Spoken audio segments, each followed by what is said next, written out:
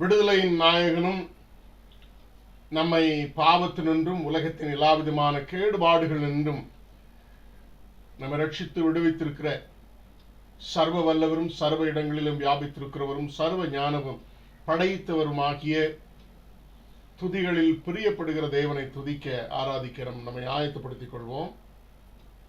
அல்லேலூயா. தேவனை அவருடைய பரிசுத்த ஸ்தலத்தில் துதியுங்கள்.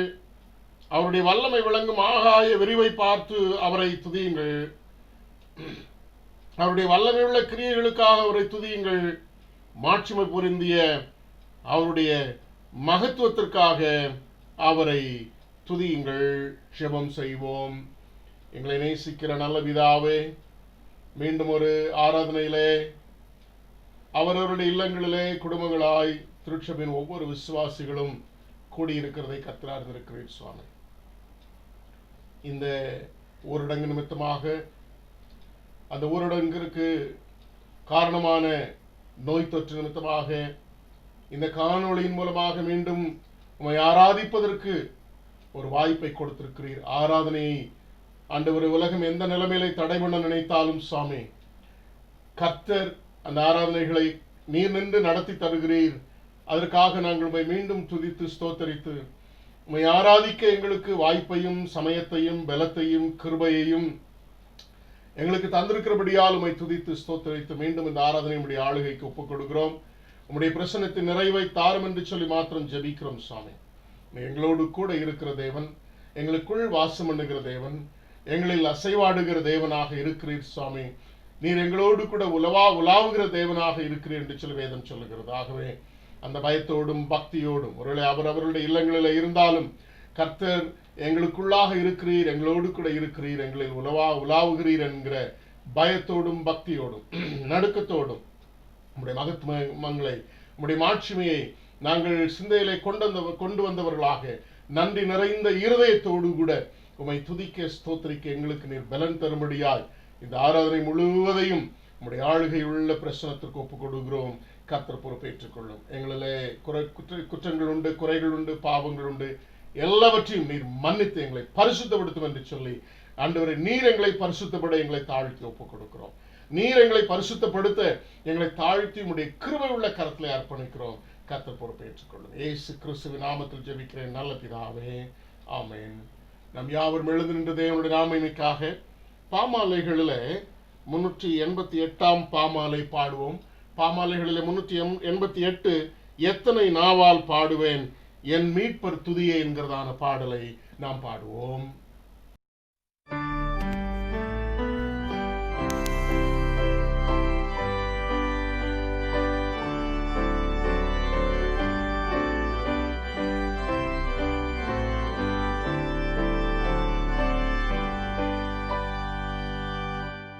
Yeah.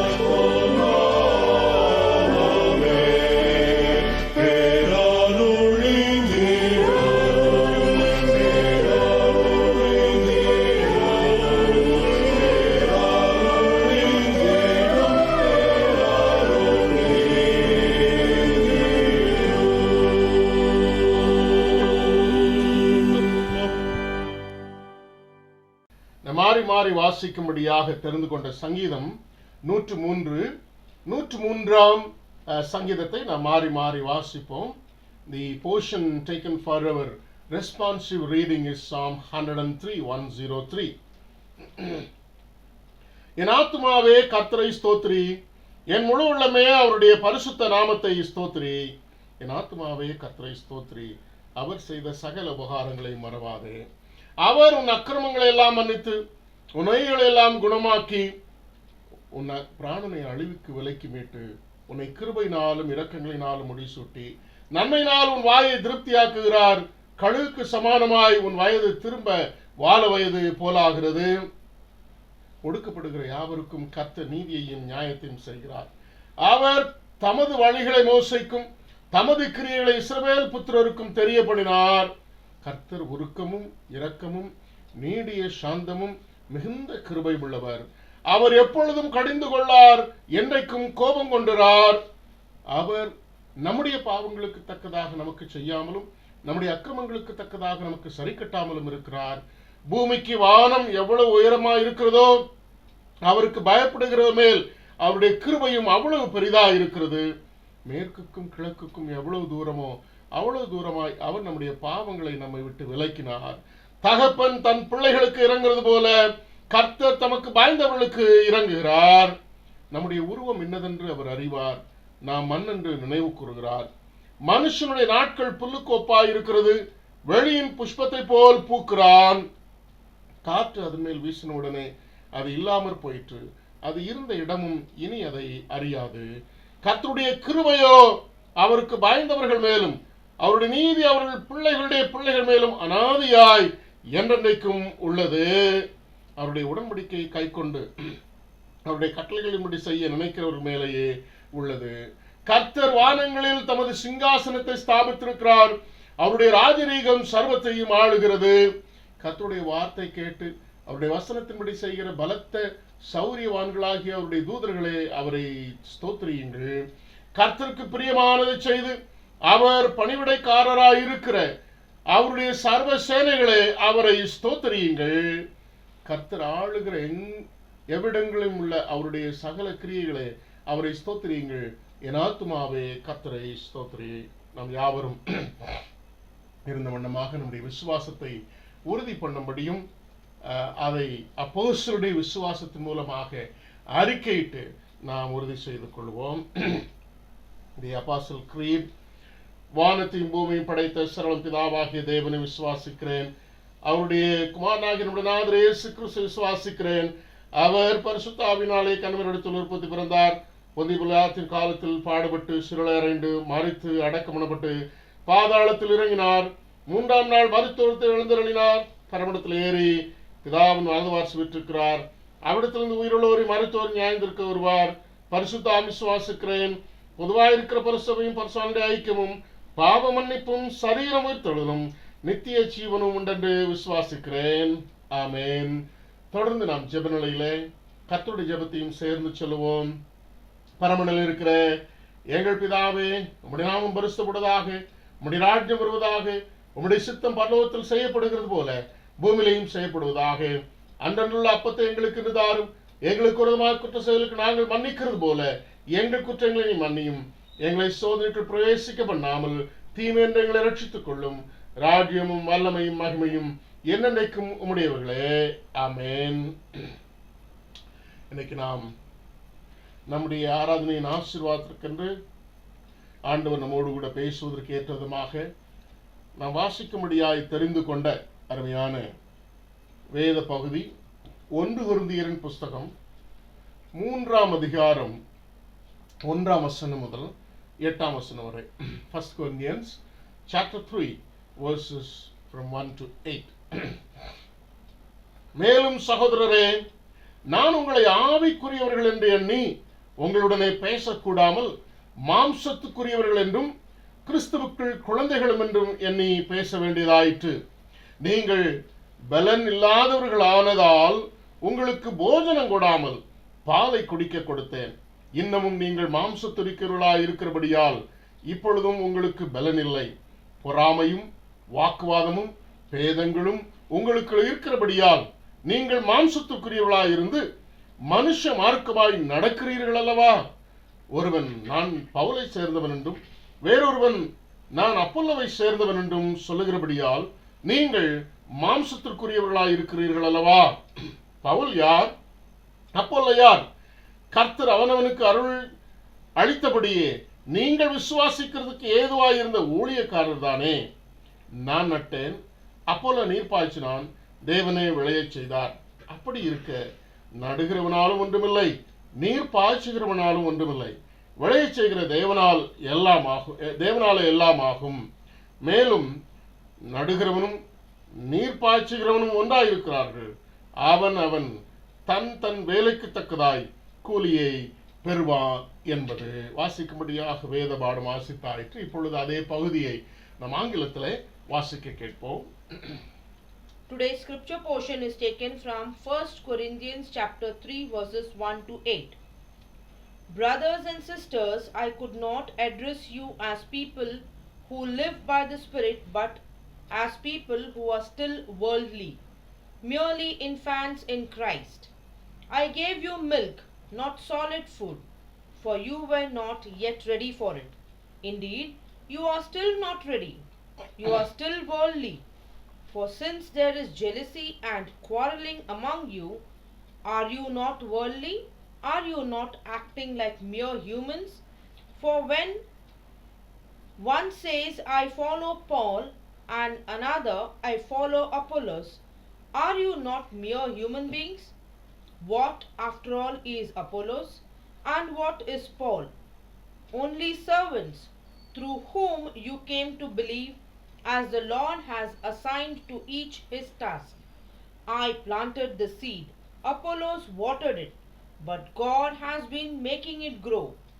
So neither the one who plants nor the one who waters is anything, but only God who makes things grow. The one who plants and the one who waters have one purpose, and they will each be rewarded according to their own labor. May Lord bless these words. இந்த வாரத்திலே பிறந்த நாட்களை காண்கிறவர்களை நான் வாசிக்கிறேன். இன்றைக்கு master Joshua ராஜேஷ்பால் அவர்களும் அதே போல பேபி ஆன்சி வில்சன் அவர்களும் தங்களுடைய பிறந்த நாளை காண்கிறார்கள். இன்னும் 17ஆம் தேதி மிஸ்டர் ஏ எபனேசர் அவர்கள் தங்களுடைய பிறந்த நாளை காண்கிறார்கள். 18ஆம் தேதி மிஸ்டர் ஜி ரூஃபஸ் அவர்கள் தங்களுடைய பிறந்த நாளை காண்கிறார்கள். 21ஆம் தேதி மிஸ்ஸஸ் ரஞ்சிதா விக்டர் அவர்கள் தங்களுடைய பிறந்த நாளை காண்கிறார்கள். இன்றைக்கும் இந்த வாரத்திலும் தங்களுடைய பிறந்த நாட்களை காண்கிற ஒவ்வொரு பிள்ளைகளையும் ஆண்டுடைய கிருபையுள்ள கரத்தில் நான் ஒப்புக் கொடுக்கிறேன். கர்த்தர் அவர்களுக்கு தேவையான சகல நன்மைகளையும் ஆசீர்வாதங்களையும் பரத்திலிருந்து தந்து சுகபலன் தந்து நம்முடைய பிள்ளைகளை அவருடைய செட்டை என்னும் நிழலில் வைத்து காத்துக்கொள்ள அருமையான பிள்ளைகளை நான் அன்புடன் வாழ்த்துகிறேன், ஆசீர்வதிக்கிறேன். கர்த்தர் உங்களை ஆசீர்வதித்து பாதுகாத்துக் கொள்வாராக. அவர்களுக்காக நாம் ஜெபம் செய்வோம். எங்களை நேசிக்கிற நல்ல பிதாவே, இன்றைக்கும் இந்த வாரத்திலும் தங்களுடைய பிறந்த நாட்களை காண்கிற ஒவ்வொரு பிள்ளைகளுக்காக உமக்கு துதி ஸ்தோத்திரங்களை ஏறெடுக்கிறோம் சுவாமி. நாங்கள் நிற்பதும் நிர்மூலமாகாதிருப்பதும் உடைய கிருபை. உம்முடைய கிருபையின் நிழலிலே எவ்வளவு பத்திரமாய் காக்கப்பட்டு வருகிறோம் என்பதை நாங்கள் புரிந்து கொண்டிருக்கிறோம் சுவாமி. அருமையான பிள்ளைகளுடைய வாழ்வுக்காக முதலாவது உம்மை துதிக்கிறோம், உம்மை ஸ்தோத்திரிக்கிறோம். உம்முடைய பார்வையிலே பிள்ளைகள் காக்கப்பட்டிருக்கிறார்கள். உம்முடைய பரிசுத்த தண்டையிலே வந்து அடைந்திருக்கிறார்கள் சுவாமி. பிள்ளைகளை உம்முடைய நினைவிலே வைத்திருக்கிறீர் ஆண்டவரே. ஆகவே உம்முடைய பார்வையிலே உம்முடைய செட்டைகள் நிழலிலே தொடர்ந்து புதிய வருஷத்திலும் காக்கப்பட்டு தீர்க்காயுசோடு சுகபலத்தோடு இகவர நன்மைகளையும் இந்த வாழ்விலே வாழ்வதற்குண்டான சகல ஆசீர்வாதங்களையும் சந்தோஷத்தையும் சமாதானத்தையும் நம்முடைய பிள்ளைகள் தீர்க்காயுசம் பெற்று ஆண்டவரே உமக்கு மகிமையாய் வாழ, உமக்கு சாட்சியாய் வாழ, நீங்கள் எனக்கு சாட்சிகள் சொன்னது என்று சொன்னது போல சுவாமி, நம்முடைய பிள்ளைகள் உம்மை சாட்சி பகிர்ந்து உம்முடைய நாம மைக்கென்று ஜீவிக்கவும் அதற்குண்டான ஆசீர்வாதங்களையும் இந்த புதிய வருஷத்திலும் பெற்று மகிழ்ந்திருக்கத்தக்கதாக பிள்ளைகளையும் பிள்ளைகளுடைய பிறந்த நாட்களையும் நாங்கள் அன்புடன் வாழ்த்தி ஆசீர்வதித்து யாவரையும் ஆண்டுடைய ஆளுகைக்கும் ஆசீர்வாதத்துக்கும் ஒப்புக் கொடுக்கிறோம். கர்த்தர் பொறுப்பேற்றுக் கொள்ளும். இயேசு கிறிஸ்துவின் நாமத்தில் ஜெபிக்கிறேன் நல்ல பிதாவே, ஆமென். இப்பொழுதும் வார வாரம் இப்பொழுது நம்முடைய பிள்ளைகள் சண்டே ஸ்கூல் பிள்ளைகள் வசனம் சொல்ல ஆரம்பித்திருக்கிறார்கள். எல்லா பிள்ளைகள் எல்லாருமே அழகாக வசனம் சொல்லுகிறீங்க. நிச்சயமாக கர்த்தர் உங்களை ஆசீர்வதிப்பார் என்பதற்கு எந்த விதமான சந்தேகம் இல்லை. இன்றைக்கும் நம்முடைய சண்டே ஸ்கூல் பிள்ளைகள் வசனம் சொல்ல உங்களை அன்புடன் அழைக்கிறேன். ஸ்தோத்திரம் ஸ்தோத்திரம் ஸ்தோத்திரம்.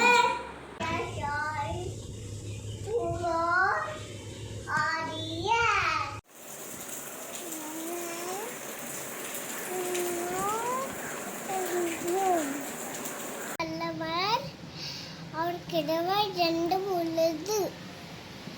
So me you wait you Lord me teach me you path. Psalms 25 verse 4. You are the light of the world. I will not leave you as orphans. I will come to you. John 14:18. உன் வழியை கர்த்தருக்கு ஒப்புவித்து அவர் மேல் நம்பிக்கையாரு, அவரை காரியத்தை வாக்கை பண்ணுவார். சங்கீதம் 37:5. Thank you. Man who does not walk in steps with the wicked, or sit in the company of mockers, or stand in the way that sinners stay, But his delight is in the law of the Lord, and on his law he meditates day and night. He is like He is like a tree planted by streams of water, which which produce produce its fruit in season, and whose leaves and whose leaves does not wither. whatever. Whatever he does prospers. Not so the wicked. Not so the wicked. They are like chaff the wind blows away. Therefore the wicked Therefore the wicked will not stand, will not stand in the judgment, not sinners not sinners in the assembly. in the assembly of righteousness. For the Lord watches For the Lord watches over over the righteousness, over the way, over the way the righteousness. but the way But the way of wicked of wicked will perish. will perish. நீங்கள் என்னிலும் என் வார்த்தைகள் உங்களிலும் நிலைத்திருந்த நீங்கள் கேட்டுக்கொள்வது எதுவோ அது உங்களுக்கு செய்யப்படும். யோவான் 15:7 Thank you. வானங்களே கம்பீரமாய் பாடுங்கள், பூமியே களிக்கூறு, பர்வதங்களே கம்பீரமாய் பாடுங்கள். கர்த்தர் தம்முடைய ஜனத்துக்கு ஆறுதல் செய்தார். சிறுமைப்பட்டிருக்கிற தம்முடையவர்கள் மேல் இரக்கமாய் இருப்பார். ஏசாயா 49:13. The Lord gives strength to his people. The Lord blesses his people with peace. Psalm 29:7. Thank you. கர்த்தர் நமக்கு பெரிய காரியங்கள் செய்தார். Yourself in the Lord and he will give you desire of your heart. Thank you. As for me and my home, we will serve the Lord. Joshua 24:15. If a kingdom is divided against itself, it cannot stand. If a house is divided against itself, it cannot stand. And if Satan opposes himself and is divided, he cannot stand. His end has come. Mark chapter 3 verse 24 to 26. Therefore, the wicked will not stand in the judgment, nor the sinner, because this is the assembly of the righteousness. Psalms 1 verses 5. I will say of the Lord, He is my refuge and my fortress, my God in whom I trust. Psalm 91:2. பயப்படாதே, நான் உன் கூட இருக்கிறேன். ஏசாயா 43:5. தேசமே பயப்படாதே மகிழ்ந்து களிகூறு கர்த்தர் பெரிய காரியங்களை செய்வார். யோவேல் 2:21. Lift up my eyes to the hills, from where does my help comes from? My help comes from the Lord, the maker of heaven and earth. Psalms 121 verses 1 and 2. Truly, I am your servant, Lord. I serve you just as my mother did. You freed my chains. Psalms chapter 116 verse 16. அன்பானவர்களே, இந்த நாளிலும் நாம் ஜெபிக்க ஆயத்தமாகிக் கொண்டிருக்கிறோம். கர்த்தருடைய மிகுந்த கிருபையினாலே நாம் ஜெபித்த அனைத்து காரியங்களும் கர்த்தர் தந்து வருகிறார். அதற்காக தேவனை ஸ்தோத்திரிக்கிறேன். அலெக்சாண்டர் ஐயாவுக்கு எல்லாம் டெஸ்ட் எடுத்து எல்லாம் பரிபூர்ணமான சுகத்தை கர்த்தர் கொடுத்திருக்கிறார் என்று சொல்லி அவர்கள் சொல்ல, கர்த்தர் எனக்கு மீண்டும் ஜீவனை தந்திருக்கிறார், ஆயுசு காலங்களை கூட்டி தந்திருக்கிறார் என்று சொல்லி அவர்கள் சாட்சி சொல்லி இருக்கிறார்கள். அவர்களுக்காக தேவனை ஸ்தோத்திரிக்கிறேன். அதே போல ஐசக் ஞானையாவும் வீட்டுக்கு திரும்பி விட்டார்கள். சுபையாங்கள் வீட்டில் எல்லாரும் சுகமாய் இருக்கிறார்கள். மற்ற சின்ன சின்ன சுபையினங்களில் பலகீனப்பட்டவர்கள் எல்லாரும் சுகமாய் கர்த்தர் காத்து கொண்டிருக்கிறார். அதற்காக தேவனை ஸ்தோத்திரிக்கிறேன். இப்பொழுது நம்முடைய திருச்சபையின் விசுவாசிகளுக்காகவும் மற்ற நம்முடைய காரியங்களுக்காக தேசத்துக்காகவும் அருமையான சகோதரர் அலெக்சிலன் அவர்களை ஜெபிக்க நான் கேட்டுக்கொள்கிறேன். ஜெபம் செய்வோம். எங்களை அதிகமாக நேசிக்கிற ஜீவனுள்ள கர்த்தாவே, எங்களை முற்றிலும் சுகமாய் பாதுகாத்து வழி நடத்துகிற கிருபைக்காக நன்றி ஆண்டரே. ஆண்டரே, இந்த ஓய்வு நாளே ஆண்டரே நாங்கள் உம்முடைய சமூகத்தில் வந்து நிற்கிறோம் ஆண்டரே. ஆண்டரே, உம்முடைய அநாதி தீர்மானத்தின்படி ஆண்டரே நாங்கள் ஒருமித்து எல்லாரும் ஆண்டரே ஜெபிக்கின்ற நேரத்தில் ஆண்டரே உம்முடைய தெய்வீக பிரசன்னம் ஆண்டரே எங்கள் கூட இருக்கும்படியாக கிருபை செல்லும் ஆண்டரே.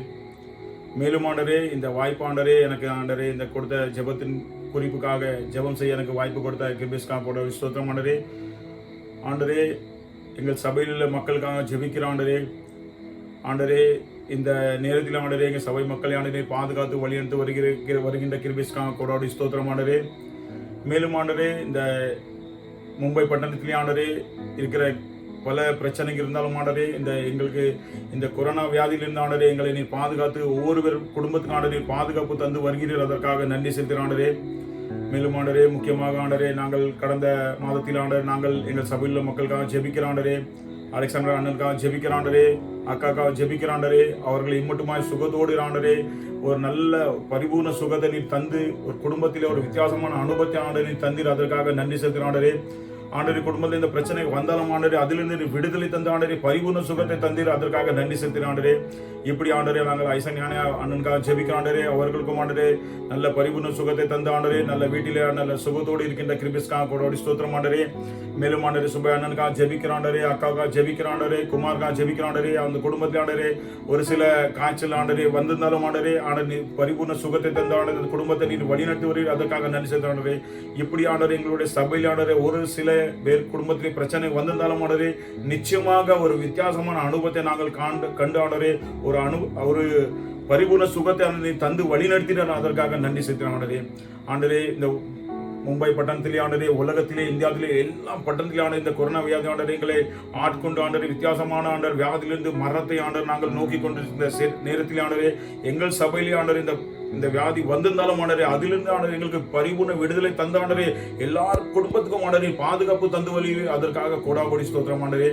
மேலும் ஆண்டரே எங்களுடைய சபையில் உள்ள ஊழியர்களுக்காக ஜெபிக்கிற ஆண்டரே இந்த ஊழியர்கள் ஆண்டரே தடைபட்டு வருகிறது ஆண்டரே.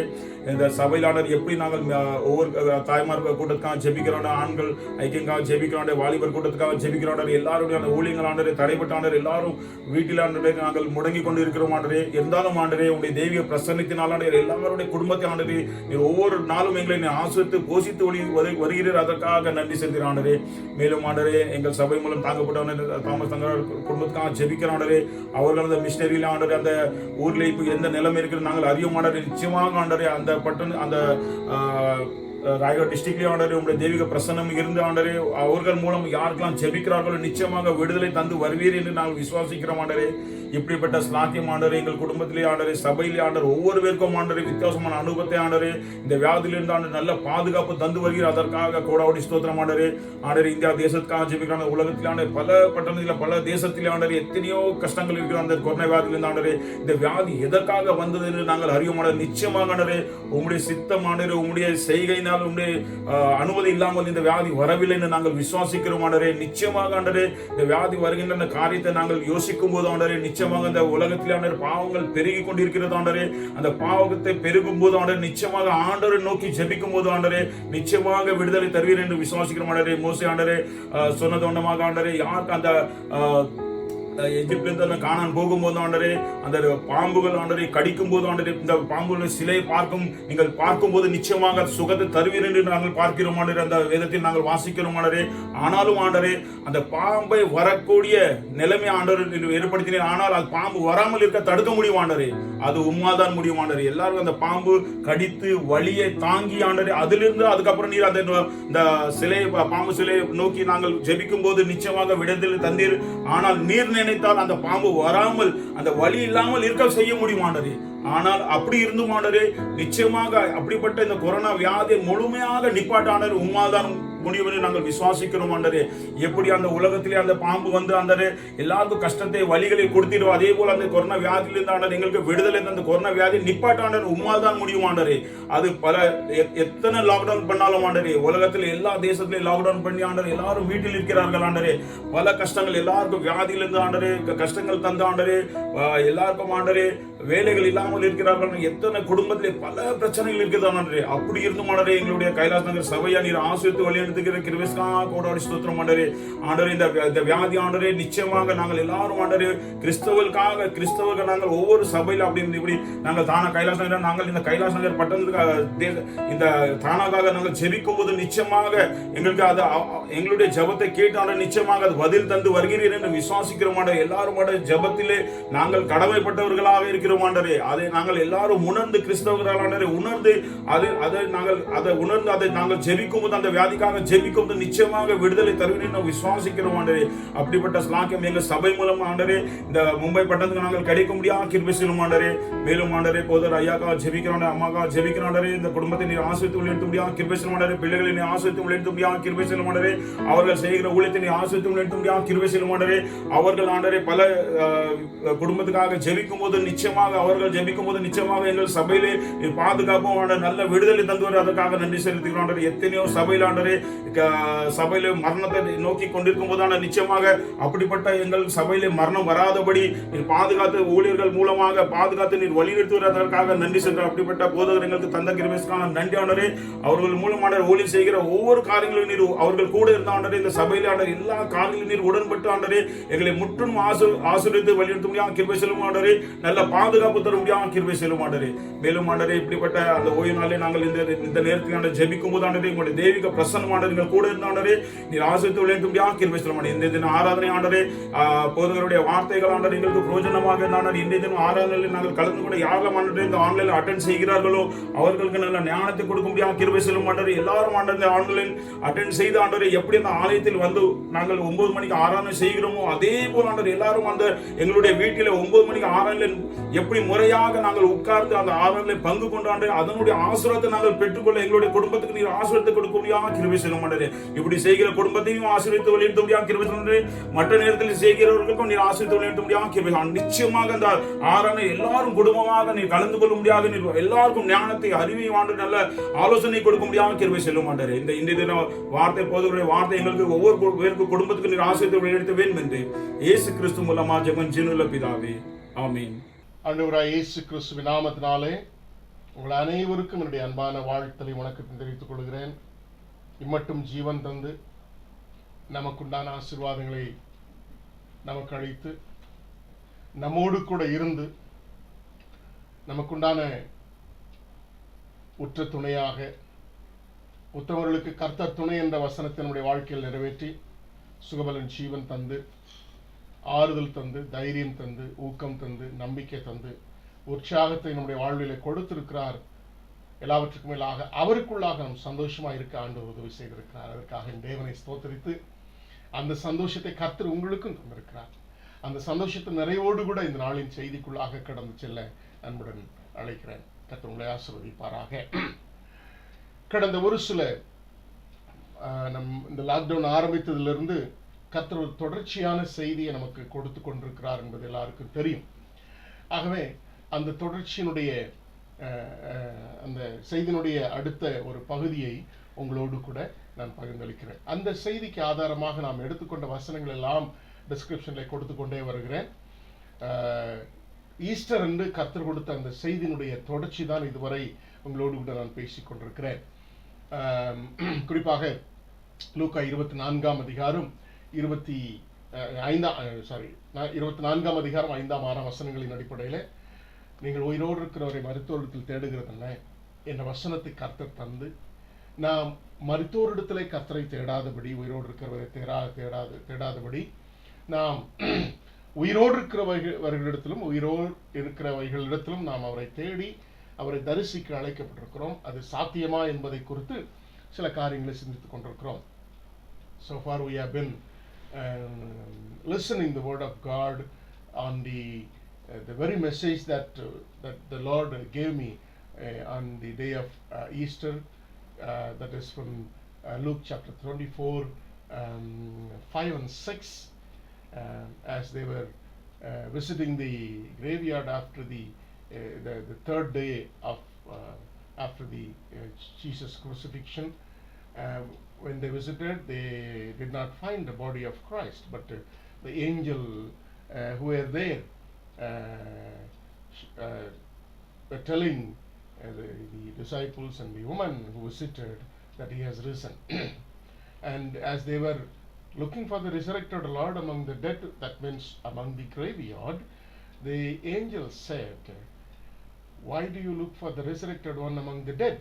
That means we are asked to look for the resurrected Lord among the living alone.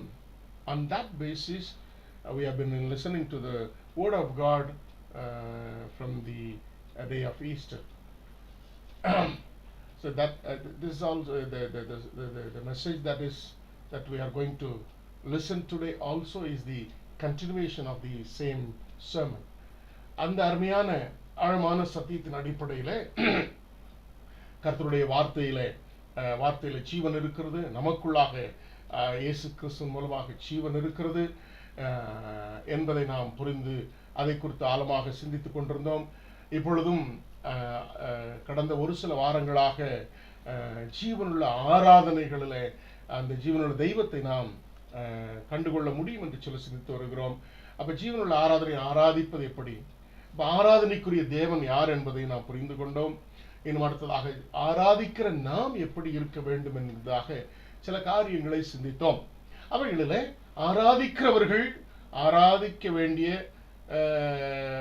விதங்களை ஒரு அருமையான விளக்கத்தின் மூலமாக சிந்தித்து வந்தோம். அதன் அடிப்படையில் கடந்த வாரத்திற்கு முந்தைய வாரங்களிலும் வர்ஷிப் என்பது அல்லது ஆராதனை என்பது ஆண்டுடைய வார்த்தைகளால் நம்முடைய மனதை வளமாக்குவது என்று சொல்லியும், ஆண்டுடைய வார்த்தைகளை குறித்து ஒரு சில சத்தியங்களையும் நாம் சிந்தித்து வருகிறோம்.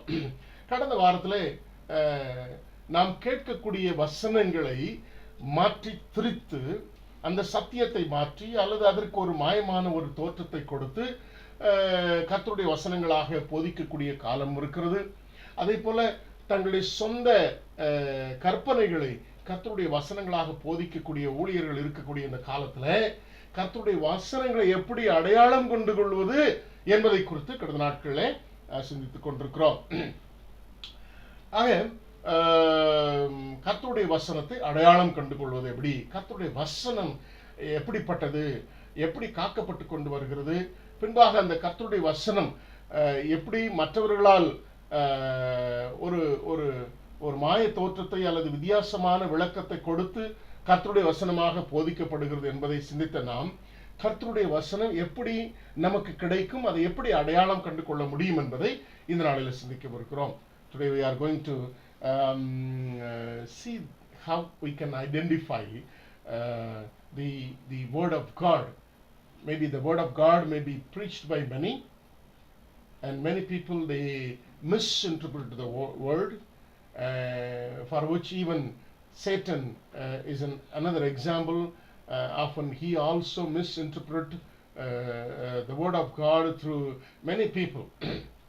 And even today's many of the preachers, they preach the word of God.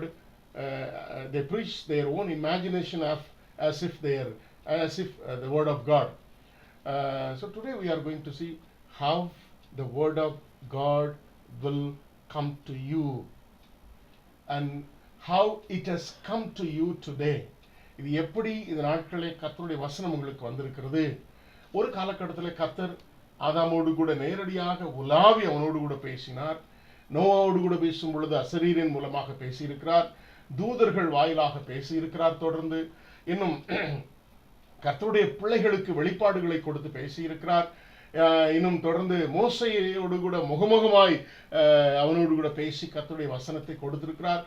இப்படி ஆவியானவருடைய ஏவுதலை பெற்றுக்கொண்ட அருளை பெற்றுக்கொண்ட கர்த்தருடைய பிள்ளைகள் பல மீடியாஸ் மூலமாக அவர்களுக்கு பல வழியில அவருடைய வசனத்தை ஆண்டவர் கொடுத்து கொண்டு வந்திருக்கிறார். Through many medias, God has been talking to human being. He is in contact with the human race through many medias. பலவிதமான வழிகளிலே என்ன செய்திருக்கிறார், மனிதனோடு கூட தொடர்பு கொண்டு he has given his word and the message that is to be conveyed to every individual for his life and salvation. அவருடைய ரட்சிப்புக்கு என்று கொடுக்கப்பட வேண்டிய செய்திகளை பல நிலைமைகளை கொடுத்திருக்கிறார்.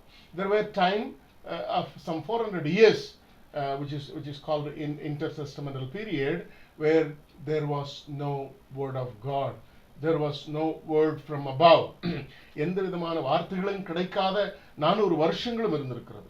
So இப்படியே வந்தால் கடைசியாக at last through Jesus Christ he has given his message, and through Jesus Christ and his life and as Jesus Christ has passed on his ministry of preaching the word to his people and disciple, it has come to you through this word.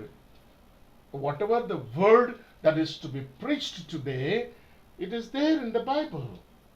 Any preachers, if the word of God comes through any preachers and preached by any preachers, that should have the base. That should have the base in this Bible. இந்த வேதாகமத்தின் அடிப்படையின் மூலமாக, இந்த வேதாகமத்தில் இருந்து மாத்திரம்தான் இந்த ஊழியர்கள் அதனை பேச முடியும். அதே சமயத்தில் இந்த வேதாகமத்திலிருந்து பேசுகிற ஊழியர்களும் அதை திரித்து தவறான போதனைகளை போதிக்கிற காலத்தில் வாழ்ந்து கொண்டிருக்கிறதுனால கர்த்தருடைய வசனத்தை நாம் அடையாளம் கண்டு கொள்ள வேண்டும் என்பதை இந்த நாளிலே உங்களோடு கூட நான் பகிர்ந்தளிக்க விரும்புகிறேன். ஒரு சில வசனங்களை மாத்திரம் வாசித்து விட்டு அதற்கு பின்பாக செய்திக்குள்ளாக கடந்து செல்வோம். 1 சாமுவேலின் புஸ்தகம் 3ஆம் அதிகாரம் 10ஆம் வசனம். அப்பொழுது கர்த்தர் வந்து நின்று முன்போல் சாமுவேலே சாமுவேலே என்று கூப்பிட்டார். அதற்கு சாமுவேல் சொல்லும் அடியேன் கேட்கிறேன் என்றான். ஸோ அப்போ கர்த்தருடைய வசனங்கள் ஆராதனைகளில் போதிக்கப்படுகிறது. அந்த வசனங்களை கேட்பதற்கு நம்ம என்ன செய்யணும்? ஒப்பு கொடுக்கணும்.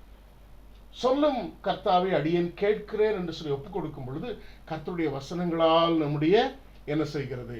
நம்முடைய மனது வளமாகிறது. அது வளமாகிறதுனாலே நமக்குள்ளாக ஒரு மனம் ஏற்பட்டு ஆண்டவரை உண்மையோடு கூட ஆராதிக்க நாம் ஒப்பு கொடுக்கிறவர்களாக இருக்கிறோம். When the word of God comes through the message preached by the people of God, what happens when we receive, as Samuel received the word of God, Lord, speak, let your servant listen. Your servant will listen. He put himself in the place of servant to humble himself and putting himself in the place of servant and was ready to listen to the word. Listen to the word of God. Samuel தன்னை தாழ்த்தி ஒப்பு கொடுத்ததுனால கர்த்தருடைய வசனத்தை அவன் கேட்க முடிந்தது. கர்த்தர் என்ன சொன்னாதோ அதை கேட்டு தன்னுடைய இருதயத்தை வளமாக்கி ஆண்டவரை ஆராதித்ததுனாலே அன்றைக்கு அவன் தீர்க்கதரிசி ஆனான். தொடர்ந்து கர்த்தருடைய வசனமானது அவனுக்கு கொடுக்கப்பட்டு கொண்டிருந்தது. அப்ப என்ன? கர்த்தர் சார்பாக கர்த்தருடைய வார்த்தையை சுமந்து கொண்டு ஜனங்களுக்கு முன்பாக நிற்கக்கூடிய கர்த்தருடைய தீர்க்கதரிசியாக அவன் மாறுகிற அளவுக்கு அவனுடைய சிந்தையானது கர்த்தருடைய வசனத்தினால் வளமானது. எந்த சமயத்திலும் வசனத்தை கேட்க ஆயத்தமாயிருந்தான். Please read it in English. 1 Samuel chapter 3 verse 10.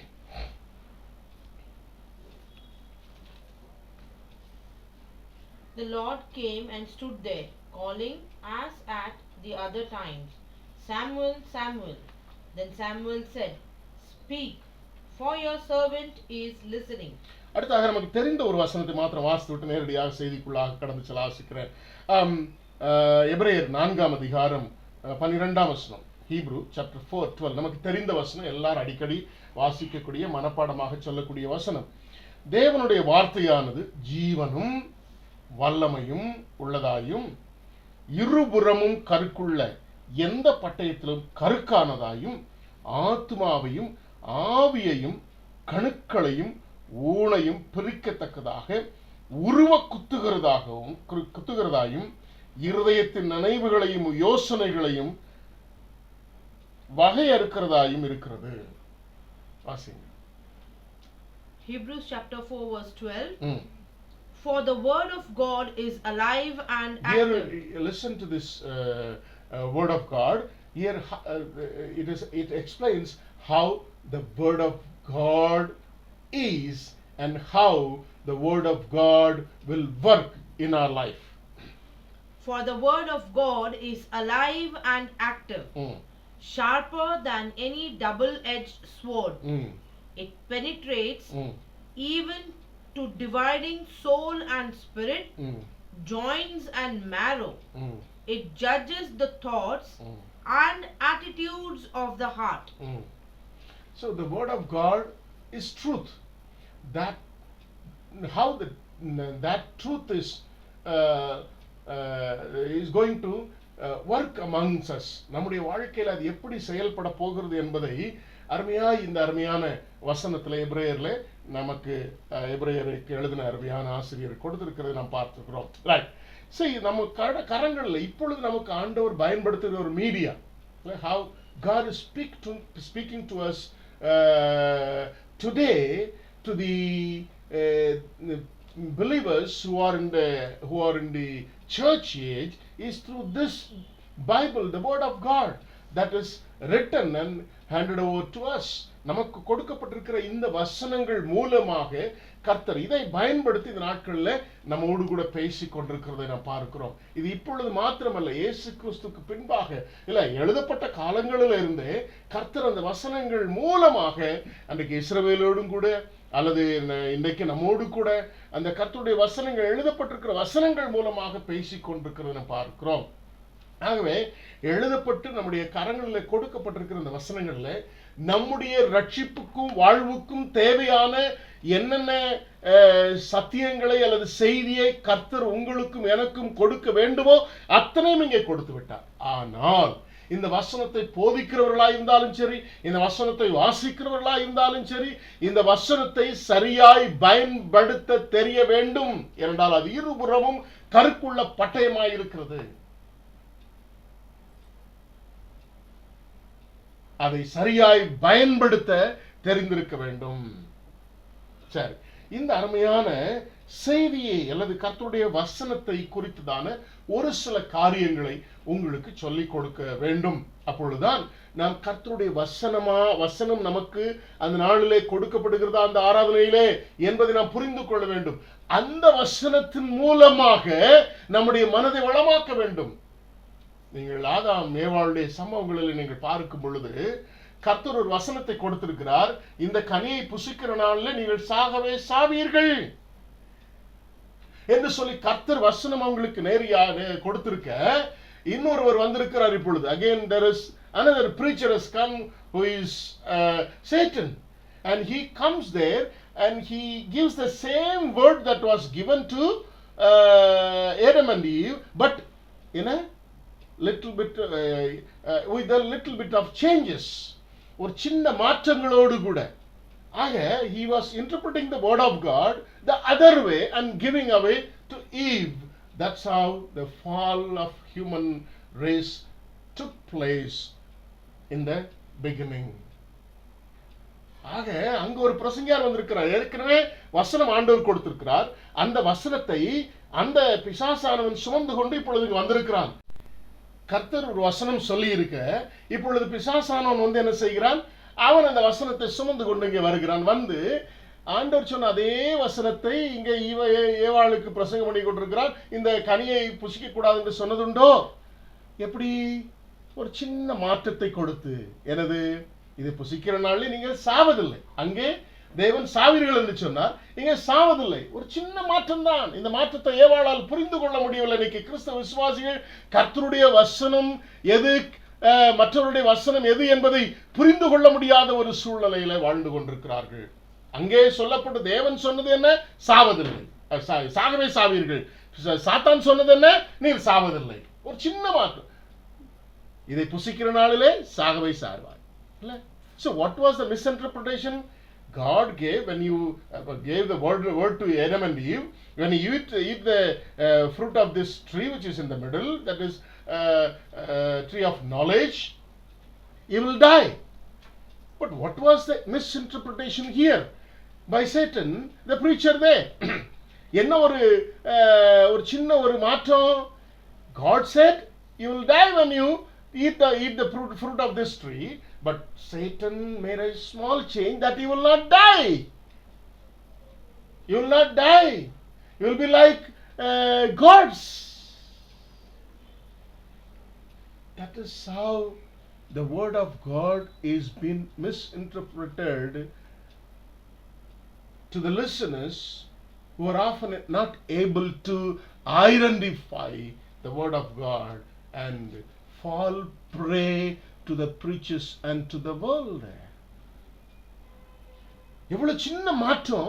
அந்த மாற்றத்தை இன்றைக்கு ஏவாள் அடையாளம் கண்டு கொள்ள முடியாததுனால என்ன நடந்தது? பெரிய வீழ்ச்சி. பாவத்தில் வீழ்ந்து இன்றைக்கு இத்தனை சாபகரமான காரியங்களை வாங்கிக் கொள்ள வேண்டியது இருந்துச்சு மனித இனம். இன்னைக்கு ஒரு சின்ன விஷயத்தை சொல்லிக்கொள்ள விரும்புகிறேன். The vegetarians, அவங்களுக்கு இஷ்டமானதெல்லாம் வெஜிடேரியனா சேர்த்துக்கிறாங்க. அதுக்கு I will give one example. So those who are vegetarians, they consider few non-veg also as vegetarians as they like, because they like it. They made even the non-veg as veg. One is the egg. You have to think about it, whether the egg is veg or non-veg. In reality, it is a non-veg. But nowadays what happens? Those who are vegetarians, they consider this egg as non-veg. I don't know how the egg become non-veg. Okay. This is one thing, egg. The another one, milk. Paal. Milk is veg or non-veg?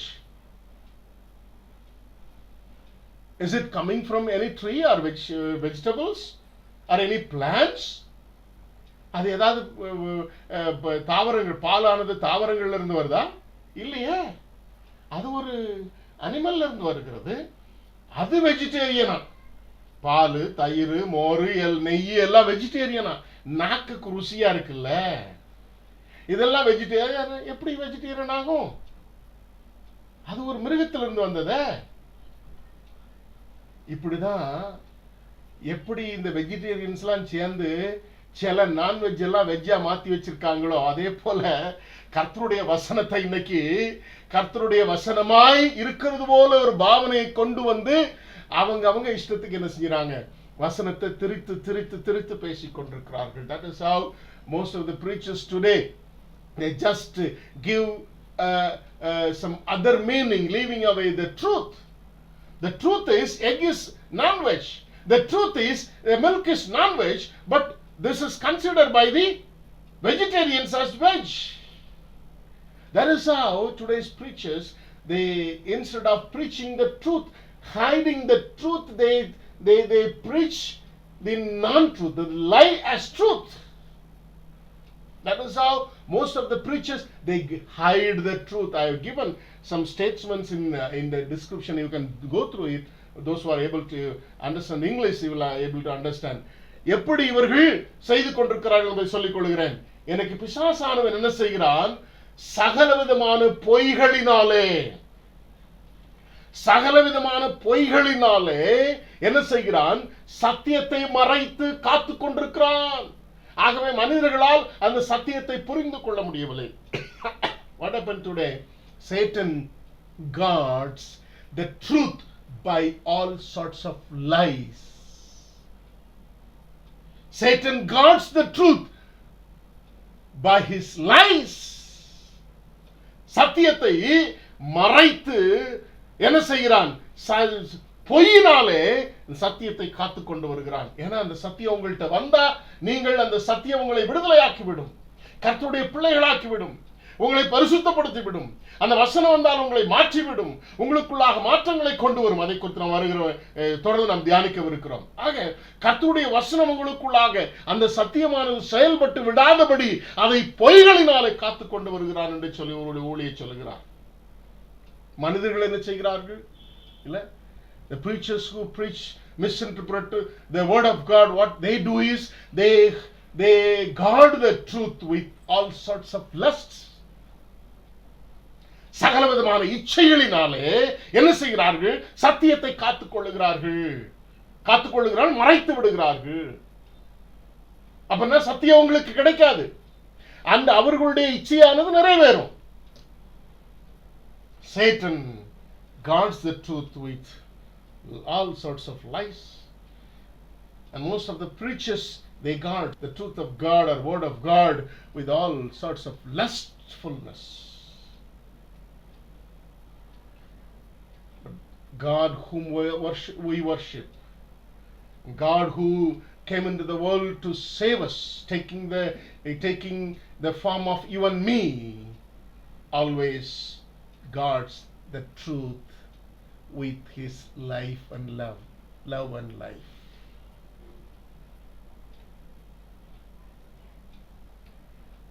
That is why the Lord said, I am the truth, I am the way, I am the life. அவைதான் ஆண்டவர் சொன்னார், நானே வழியும் சத்தியம் ஜீவனுமாயிருக்கிறேன். நான் சத்தியம் என்று சொன்னார்.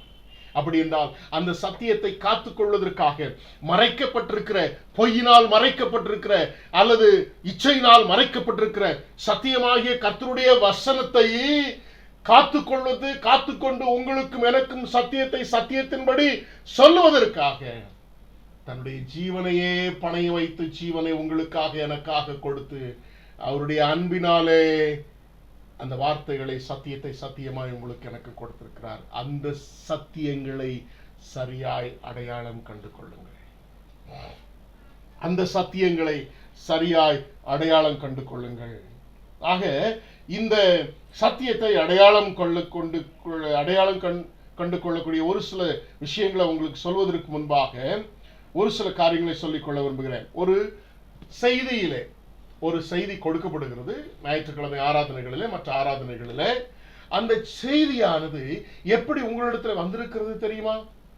அந்த ஒரே ஒரு கருத்தை மாத்திரம் உங்களுக்கு நான் சொல்ல வேண்டும் என்று சொல்லி ஆசைப்பட்டேன். You know how the word of God has come to you through the ages.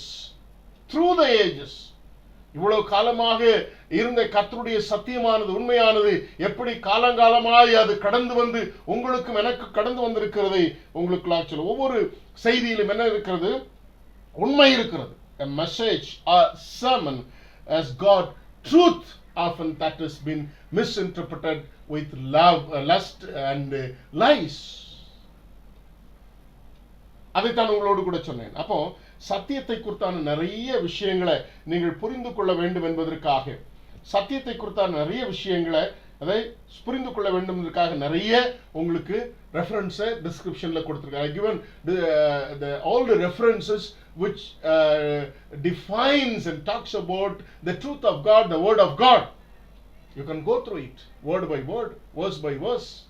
நீங்கள் அதை கண்டு புரிந்து கொள்ளுமாறு உங்களை அன்புடன் கேட்டுக்கொள்ள. அப்போ கர்த்தருடைய வசனம் எப்பொழுதும் சத்தியமாய் இருக்கிறது, சத்தியத்தை சத்தியமாய் சொல்லுகிறது, உண்மையை உண்மையாய் சொல்லுகிறது, இருக்கிறதை இருக்கிற விதமாக சொல்லுகிறது. When the word of God comes to you, to identify the word of God, you know how it comes to you? It comes as it is. It tells the truth as it is.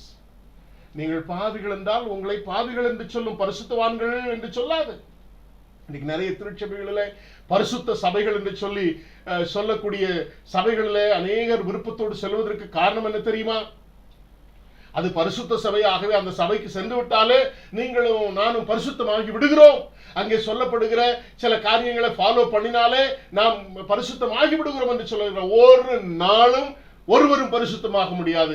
என் ஆண்டவராய் இயேசு கிறிஸ்து தன்னுடைய இரத்தத்தினாலே உங்களையும் என்னையும் கழுவி சுத்திகரிக்காத வரை நீங்கள் எந்த ஆராதனையில கலந்து கொண்டாலும் சரி, எந்த ஆலயத்திற்கு சென்றாலும் சரி, நீங்கள் பரிசுத்தமாக முடியாது.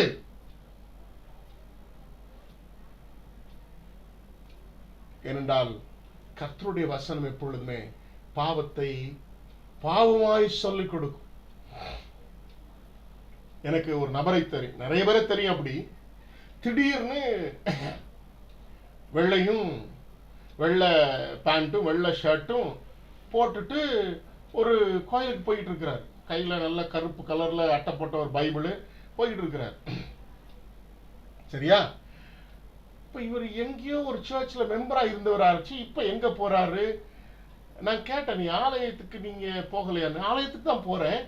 உங்களுடைய ஆலயம் அங்கெல்லாம் இருக்கிறது? இல்ல, நான் ஆவிக்குரிய சபைக்கு போகிறேன் என்று சொன்னார்.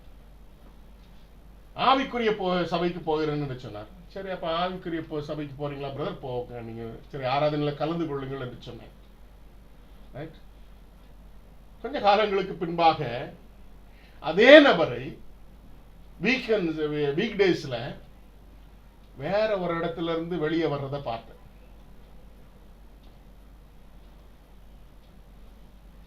இவர் செய்வதை பாவமாய் சொல்லிக் கொடுக்காத செய்தி அங்க இருக்கிறது. அந்த ஆவிக்குரிய சபையில இருந்த சபையில பாவத்தை குறித்து கண்டித்து உணர்த்தினதுனாலதானே இந்த சபையை விட்டு அவர் சென்று விட்டார். அங்கே பாவத்தை குறித்து சொல்ல மாட்டார், உங்களுக்கு சொல்லிக் கொடுக்க மாட்டார்கள். பரவசமான அனுபவங்களை சொல்லிக் கொடுப்பார்கள், பாவத்தை சொல்லிக் கொடுக்க மாட்டார்கள். பரவசமான அனுபவங்கள் உங்களையும் என்னையும் ஒரு காலம் பரிசுத்தம் ஆக்காது என்பதை மறந்து விடாதீர்கள். இப்படிதான் கர்த்தருடைய வசனங்கள் கொடுக்கப்பட்டு கொண்டிருக்கிறது. ஆனால் கர்த்தருடைய வசனம் எப்பொழுதும் உள்ளதை உள்ளதாக சொல்லும். அது உங்களோடு கூட பேசும். உங்களுடைய இருதயத்தில் சுகத்தை கொடுக்காது, உங்களுடைய இருதயத்தில் எச்சரிப்பை கொடுக்கும், உண்மையை சொல்லும். நீங்கள் யார் என்பதை உண்மையாய் காட்டிக் கொடுக்கிற ஒரே ஒரு நபர் நீங்கள் நானும் வணங்கிக் கொண்டிருக்கிற தெய்வம் மாத்திரம். The world may think about us in many ways, but God whom we are worshipping will tell us who we are exactly. நான் யாருன்றதை கரெக்டா சொல்லக்கூடிய ஒரே நபர் என் ஆண்டவர் மாத்திரம். இந்த கர்த்தருடைய வசனங்களிலே மாத்திரம் நான் யார் என்பதை சரியாய் சொல்லிக் கொடுக்க முடியும். உலகத்தில் வேற யாரும் சொல்ல மாட்டாங்க. அப்படி உங்களை குறித்து சரியாய் சொல்லக்கூடிய ஒரு சத்தியம் உங்களுக்குள் வரும் என்றால் அது கர்த்தருடைய வசனம் என்பதை புரிந்து கொள்ளுங்கள். கர்த்தருடைய வசனம் என்று சொல்லி புரிந்து கொள்ளுங்கள். ஆக நம்முடைய வாழ்க்கையில இந்த சத்தியத்தை குறித்தான இந்த சத்தியம் என்ன செய்கிறது? கர்த்தருடைய செய்தியில் எப்பொழுதும் சத்தியம் இருக்கிறதா என்பதை நாம் கவனமாய் கவனிக்க வேண்டும். நமக்கு அந்த அறிவை கொடுத்திருக்கிறார். உண்மையை உண்மையாய் சொல்லக்கூடிய வசனம் நமக்கு கிடைக்கிறதா என்பதை புரிந்து கொள்ளக்கூடிய ஒரு தன்மை நமக்கு கொடுத்திருக்கிறார். God has given us the ability of discerning spirit. We are able to discern the things. We are able to identify the truth. சொல்லப்படுகிறது அப்படியே என்னை பற்றி இருக்கிறதா இல்லையா என்பதை நீங்கள் செய்தி கொடுக்கிற செய்தியை கவனமாய் கவனித்தீர்கள் என்றால் உங்களால் புரிந்து கொள்ள முடியும். சரியா? அடுத்ததாக இந்த வேதாகம் முழுவதும் சத்தியம் நிறைந்தன. The Bible is full of truths. Full of truths. And the Bible is full of testimonies about the truth.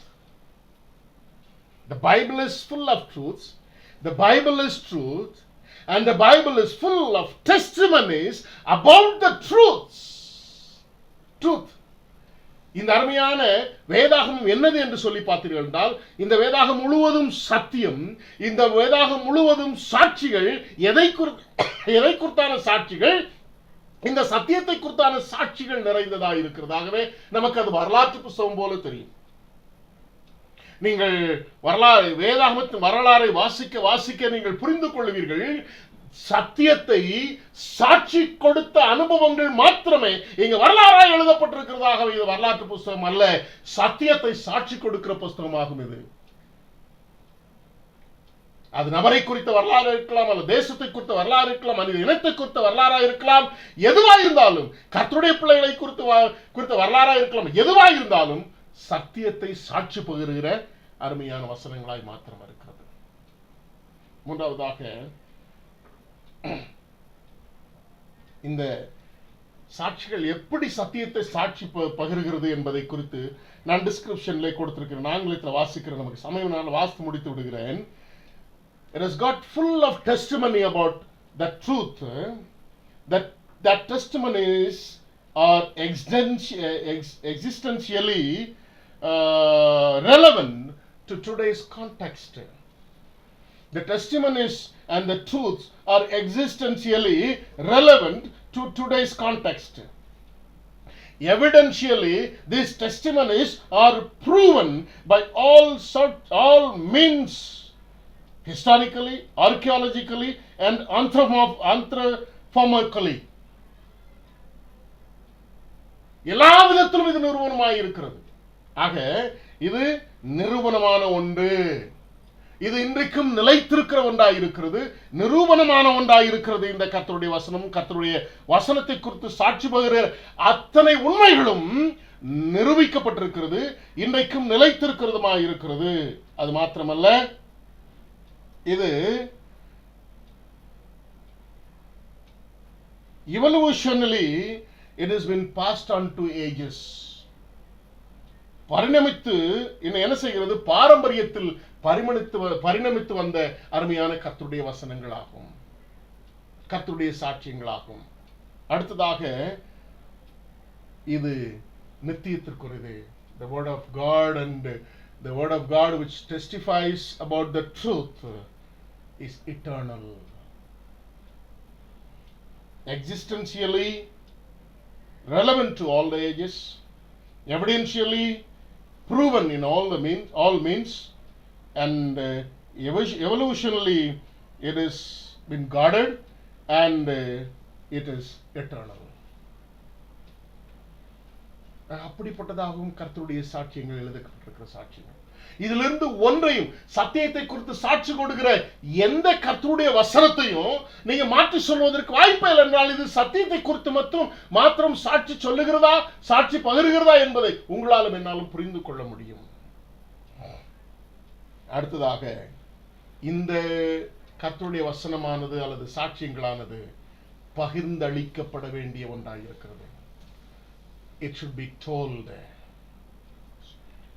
The word of God is full of, the message of God is full of truths, testimonies, and it is to be told.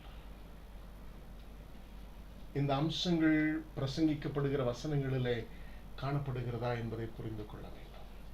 இப்பொழுது கர்த்தருடைய வசனம் என்ன செய்கிறது என்றால், கர்த்தருடைய வசனமானது எப்படி அடையாளம் கண்டு கொள்ள வேண்டும் என்றால், அருமையாய், அது நான் கடந்த வாரத்தில் வாசித்து மட்டும் விட்டேன், அது நீங்கள் ரெஃபரன்ஸ் எல்லாம் அதில் கொடுத்துருக்கிறேன். அது இட் காஷன்ஸ் வித் ரெமடி. அது என்ன செய்கிறது? நம்ம எச்சரிக்கிறதா இருக்கிறது. அந்த எச்சரிப்பின் சத்தத்தை நம்ம பிரசங்கிக்கப்படுகிற செய்திகளில் எப்படி அது உண்மை என்பதை புரிந்து கொள்ள முடியும். எப்பொழுதுமே கர்த்தருடைய வசனங்கள் நம்ம ஆபத்துகள் நிறைந்த உலகத்தில் வாழ்ந்து கொண்டிருக்கிறதுனாலே அது எப்பொழுதும் ஒரு எச்சரிப்பின் சத்தமாகவே இருந்து கொண்டிருக்கிறது. ஒரு பிள்ளை நடந்து கொண்டிருக்கிறது, வழியிலே ஏதோ ஒரு பள்ளமோ அல்லது ஆபத்து இருக்கிறதை கண்ட பெற்றோர் சும்மா இருப்பார்களா?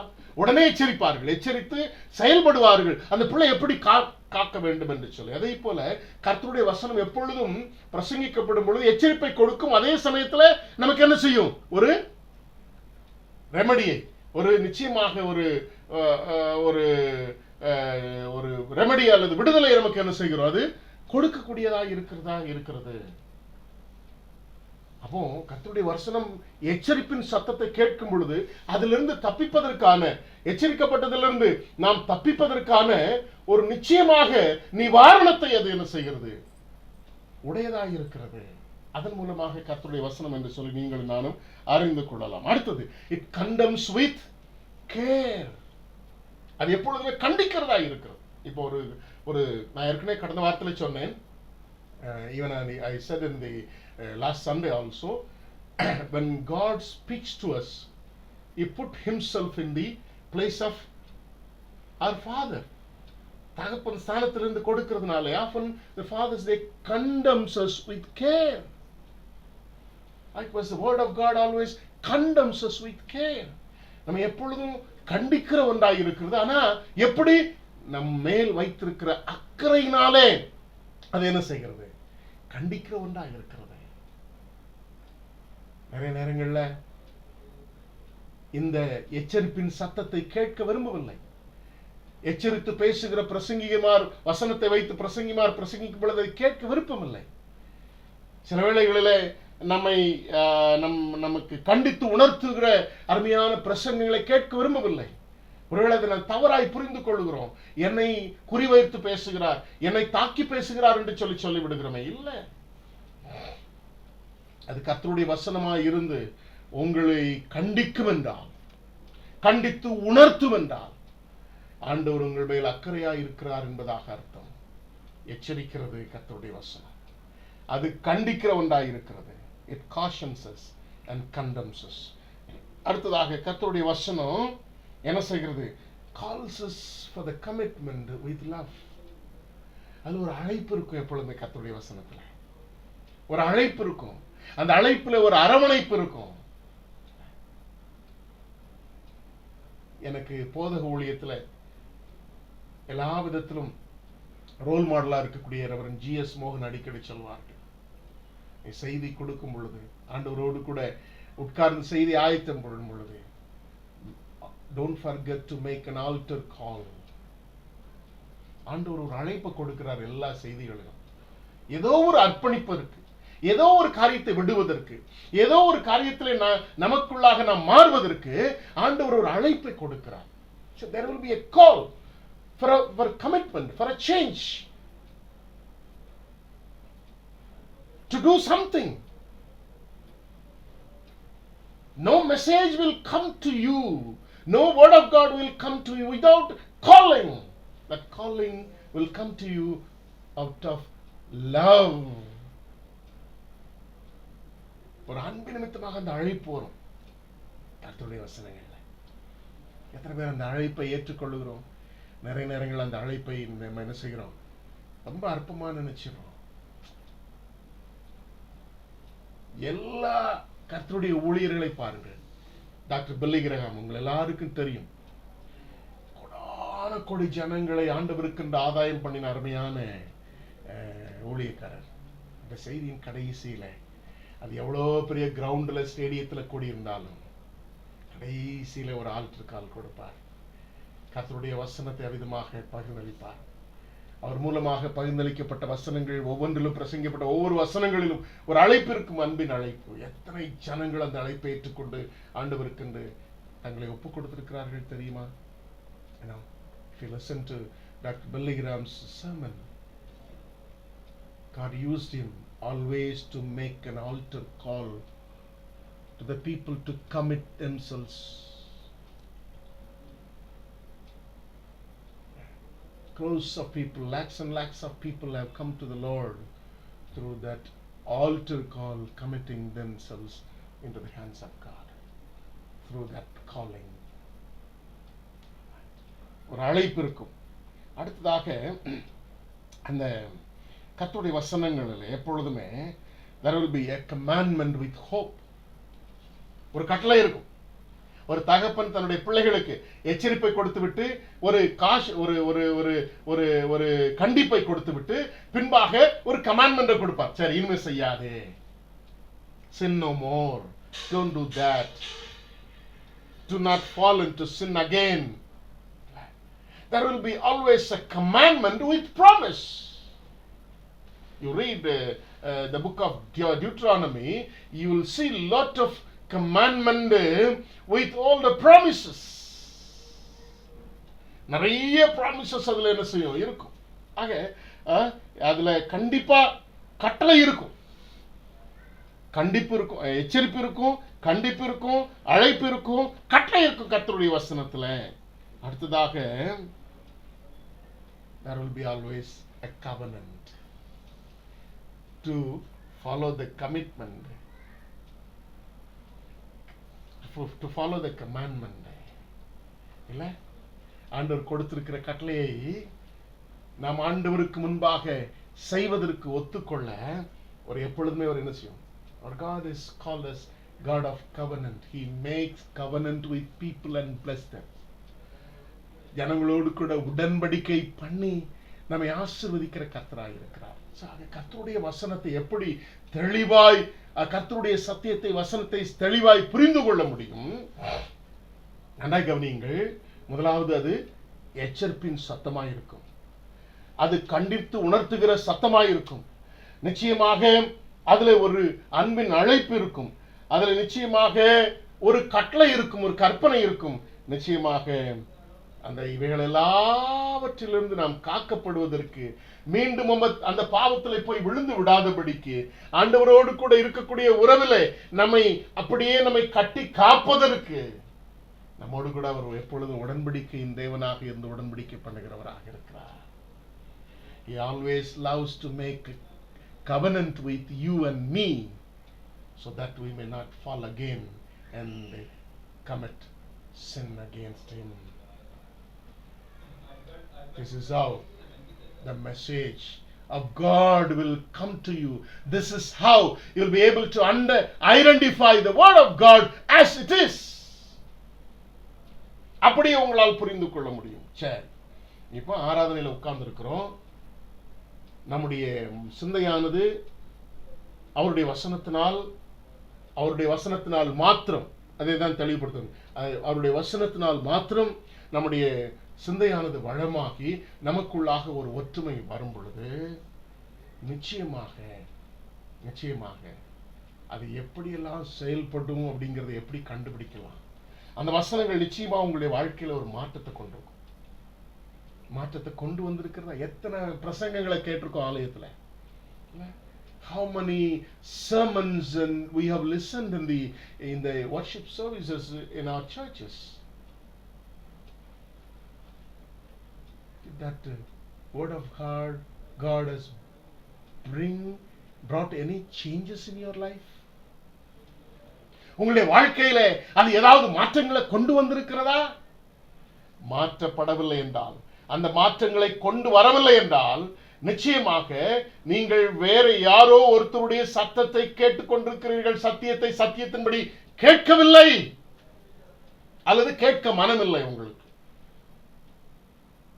மாற்றப்பட்டிருக்கிறோமா? வசனங்கள் நம்மை மாற்றி இருக்கிறதா? ஒவ்வொரு ஆராதனையிலும் கொடுக்கப்படுகிற செய்தி பிரசங்கத்திலே உங்களுக்குன்னு ஒரு செய்தி உண்டு. அந்த செய்தி உங்களை மாற்றி இருக்க வேண்டும். There will be always a message in every sermon that is preached in the services you attend. The message for you alone. உங்களுக்கு மாத்திரம் ஒரு செய்தி இருக்கும். அந்த செய்தி உங்களுடையது என்று சொல்லி நீங்கள் புரிந்து ஏற்றுக்கொண்டிருப்பீர்கள் என்றால் நிச்சயமாக அந்த கர்த்தருடைய வசனமானது உங்களுடைய வாழ்க்கையில் ஒரு மாற்றத்தை கொண்டு வந்திருக்கும். பவுலை மாற்றின அருமையான கர்த்தருடைய வசனம், கர்த்தருடைய அநேக பிள்ளைகளை மாற்றின கர்த்தருடைய வசனம். சாமுவேலை ஆதியிலிருந்து வரலாற்றை பார்த்தீர்கள் என்றால், அந்த சத்தியத்தை சாட்சி கொடுக்கிற ஒவ்வொரு சாட்சியங்களையும் நீங்கள் பார்த்தீர்கள் என்றால், அவருடைய வாழ்க்கையிலே மாற்றங்களை கர்த்தருடைய வசனம் கொண்டு வந்திருக்கிறதே ஒழிய மாறாமல் எவரும் இல்லை. மாறாமல் இருந்தவர்கள் எல்லாம் அழிந்து போனார்கள். Look at the history. The word of God has brought changes in God's people's life. மாற்றங்களை கொண்டு வந்திருக்கிறது. அடுத்தது, அந்த கர்த்தருடைய வசனத்தை சரியாய் அடையாளம் கொண்டு நீங்கள் ஏற்றுக்கொண்டிருப்பது உண்மையானால் உங்களுக்குள்ளாக ஒரு வளர்ச்சி இருக்கும். மாற்றங்கள் வரும் என்றால் நிச்சயமாக நீங்கள் வளர்ந்திருப்பீர்கள். வாசிக்கிற வசனத்தை தெரிவார். இன்னைக்கு கிறிஸ்தவர்கள் நிறைய பேர் மாறாம இருக்கிறதுனால குழந்தைகளாவே இருக்கிறாங்க. அவங்களுக்கு பாலதான் கொடுக்கணும், கடினமான உபதேசங்கள் சொல்ல முடியவில்லை, எச்சரிக்க முடியவில்லை. எச்சரிப்பின் சத்தத்தை அவர்களால் கேட்க முடியவில்லை, சீரணிக்க முடியவில்லை. ஆண்டவர் சொன்னார், என்னுடைய மாம்சம் இதை நான் உங்களுக்கு புசிக்க கொடுக்கிறேன் என்பதை சரியாய் புரிந்து கொள்ளாதனாலே இது கடினமான உபதேசம், யார் இதை கேட்பார்கள் என்று சீஷர்களை சொன்னார்கள். அதே போல இன்றைக்கு அநேக கர்த்தருடைய எச்சரிப்பின் சத்தங்களும் கட்டளைகளும் இன்றைக்கு கடின உபதேசங்களாய் இருக்கிறது. ஆகவே நம்மளை ஏற்றுக்கொள்ள முடியவில்லை. இன்னமும் கிறிஸ்தவ ஜீவியத்திலே குழந்தைகளாய் இருக்கிறோம். பவுல் சொன்னது போல பாலை கொடுக்க வேண்டியிருக்கிறது. ஆரம்ப நிலை கிறிஸ்தவர்களாகவே வாழ்ந்து கொண்டிருக்கிறோம். கர்த்தருடைய வசனத்தினால் நம்முடைய மனது இன்னும் வளமாகாதனாலே வளரவில்லை, குழந்தைகளாக இருந்து கொண்டிருக்கிறோம். வளரும்படியான ஞானப்பாலாகிய இந்த வேதத்தின் மேல் வாஞ்சியாயிருங்கள் என்று சொல்லி அருமையாய் பவுல் சொல்லி இருக்கிறது. நீங்கள் வளரும்படி, வளர்ந்த கிறிஸ்தவர்கள் எத்தனை வருஷம் செய்து கொண்டிருக்கிறோம். நமக்குள்ளாக வளர்ச்சி இருக்கிறதா? அந்த வளர்ச்சியை கனியில காண முடியும்.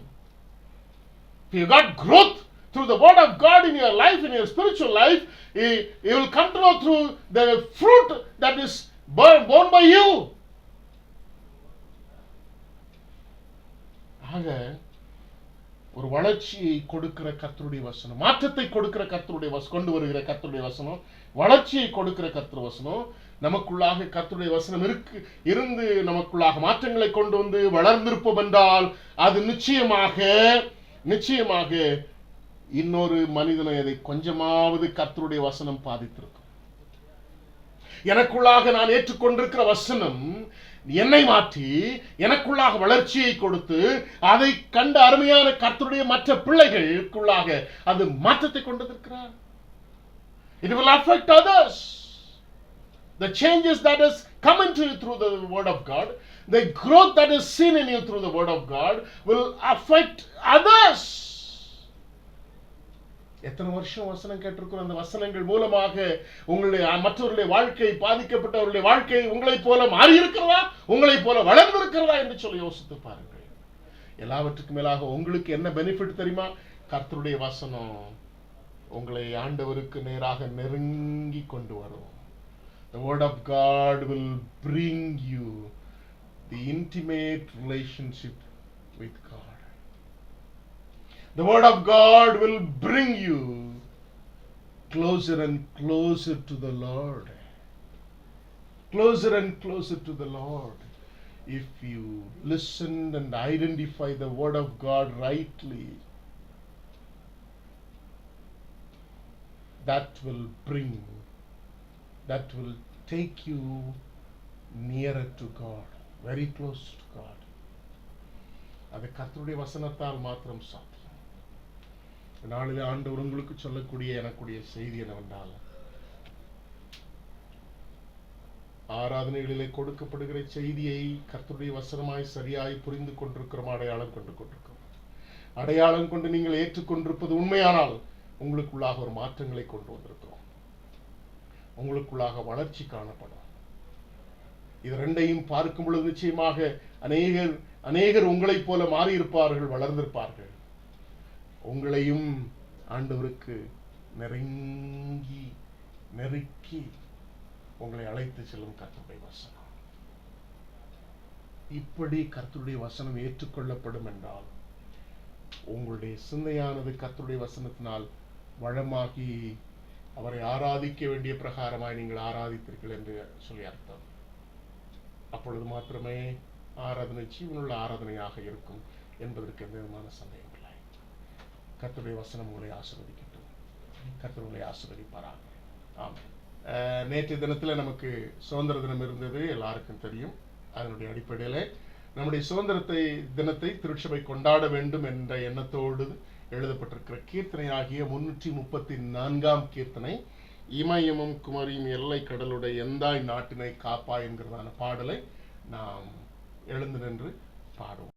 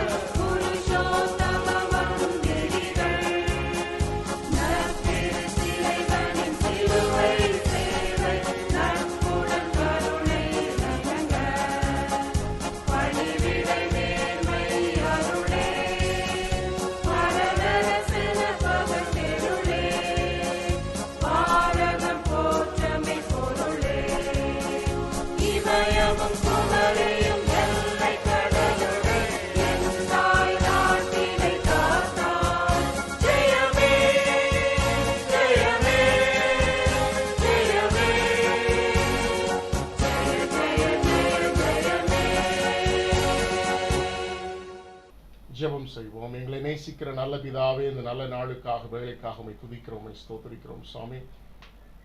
உடைய பரிசுத்த பிரசன்னத்தில் மீண்டும் இந்த காணொளியின் மூலமாக உம்மை ஆராதிக்கும் ஒரு வாய்ப்பை நீர் தந்தீரேன். ஆராதிக்கிற ஆராதனை தடைபடாதபடி இதன் மூலமாக எங்களுக்கு கொடுத்த நல்ல வாய்ப்பிற்காக உம்மை துதித்து ஸ்தோத்திரித்து, இந்த ஆராதனையின் ஆசீர்வாதங்களை கலந்து கொண்ட ஒவ்வொரு பிள்ளைகளும் பெற்றுக்கொள்ளத்தக்கதாக அவர்களுடைய இல்லங்களிலே இருந்து இதில் கலந்து கொண்டாலும் இந்த ஆராதனையின் ஆசீர்வாதங்களை பிள்ளைகள் பெற்று மகிழ்ந்திருக்கத்தக்கதான ஆசீர்வாதங்களை பிள்ளை மேல் பொழிந்துள்ளபடியாக நாங்கள் செபிக்கிறோம். நீர் தந்த வசனங்களுக்காக உம்மை ஸ்தோத்திரிக்கிறோம். அது எப்பொழுதும் சத்தியம் உள்ளது. அந்த சத்தியத்தை சாட்சி பகிர்கிற வசனங்கள், அந்த சத்தியத்தை சாட்சி பகிர்கிற வசனங்களுக்கு நாங்கள் சாட்சியாக இருந்து அதை சொல்ல வேண்டும் என்று சொல்லி இந்த நாளில் எங்களை அழைத்திருக்கிறீர்.